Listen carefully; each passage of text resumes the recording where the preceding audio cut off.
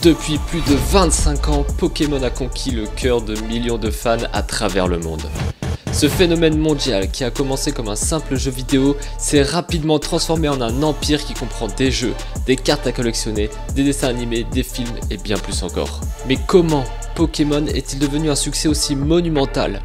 Retour sur l'histoire de cette franchise légendaire et sur les secrets de son succès durable.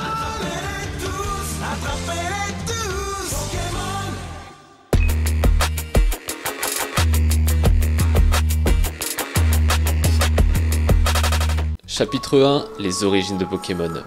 L'histoire de Pokémon commence avec un homme, Satoshi Tajiri. Dans les années 1980, Tajiri est passionné par deux choses, les insectes et les jeux vidéo. Enfant, il aimait capturer des insectes dans la nature, ce qui lui a inspiré l'idée de collectionner des créatures. Au début des années 90, il décide de créer un jeu vidéo basé sur cette idée. Avec l'aide de son ami Kensugi Mori, il s'occupera du design des créatures et en collaborant avec la société Game Freak et Nintendo, Tajiri lance en 1996 les premiers jeux Pokémon sur Game Boy au Japon, Pokémon rouge et vert. Le concept est de capturer des créatures, de les entraîner, puis de les échanger avec d'autres joueurs grâce au câble de connexion de la Game Boy. C'est un concept révolutionnaire pour l'époque et il en a fait du jeu une expérience interactive et sociale.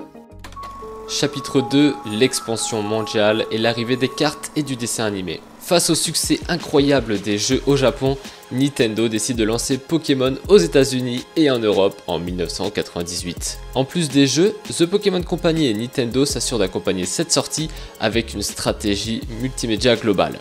C'est-à-dire un dessin animé, des jouets et surtout des cartes à collectionner. Le dessin animé, vous le connaissez tous, c'est celui qui raconte les aventures de Sacha et de son fidèle Pikachu. Ça devient un phénomène à lui seul, captivant les enfants du monde entier et les initiant aux créatures des Pokémon. Les cartes à collectionner permettent quant à elles de prolonger l'expérience du jeu vidéo et du dessin animé, tout en ajoutant une dimension compétitive et sociale. Même si aujourd'hui on sait que les cartes Pokémon c'est devenu bien plus que ça. Pokémon devient ainsi bien plus qu'un jeu, ça devient une culture, une communauté. Chapitre 3, les secrets du succès de Pokémon. Mais alors, comment Pokémon a-t-il réussi à captiver des millions de fans et à rester aussi populaire après toutes ces années et même encore aujourd'hui ? Il y a 3 facteurs principaux qui expliquent ce succès durable. Mais avant ça, je vous fais un petit quiz. Je vous propose 5 questions, à vous de les mettre en commentaire, dites-moi si vous avez tout trouvé. Si vous avez bien écouté la vidéo, première question, en quelle année le tout premier jeu Pokémon a-t-il été lancé au Japon? Réponse A, 1994, B, 1996, C, 1998, D, 2000. La bonne réponse était la B, 1996. Question 2, quel est le Pokémon numéro 1 dans le Pokédex? Réponse A, Pikachu, B, Salamèche, C, Bulbizarre, D, Mew. Et c'était la réponse C, Bulbizarre. Quel est le tout premier Pokémon que Sacha capture dans le dessin animé? A, Chenipan, B, Roucoule, C, Pikachu, D, Rattata. Et c'est la réponse A, un Chenipan.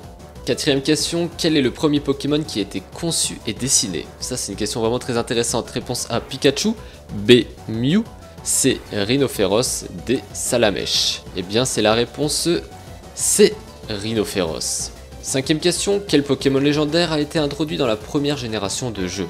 A, Mewtwo, B, Lugia, C, Rayquaza, D, Celebi. Eh bien c'est la réponse A pour Mewtwo. Voici les 3 facteurs principaux qui expliquent ce succès durable. Premièrement, des personnages iconiques. Les créatures de Pokémon comme Pikachu ou Dracofeu sont devenues des icônes universelles. Leur design simple et adorable a marqué des générations. Et on le voit encore aujourd'hui, surtout grâce aux cartes Pokémon. On le voit que les cartes les plus chères sont en général liées à des Pokémon vraiment iconiques comme Dracofeu ou Pikachu. Petit 2, une évolution constante. Depuis 1996, chaque génération de jeux Pokémon apporte de nouvelles créatures, des mécanismes de jeu innovants et des aventures inédites. Cela permet de fidéliser les anciens fans tout en attirant une nouvelle audience. Pokémon ne reste jamais figé, c'est une évolution sans cesse. 3. L'adaptation aux nouvelles technologies.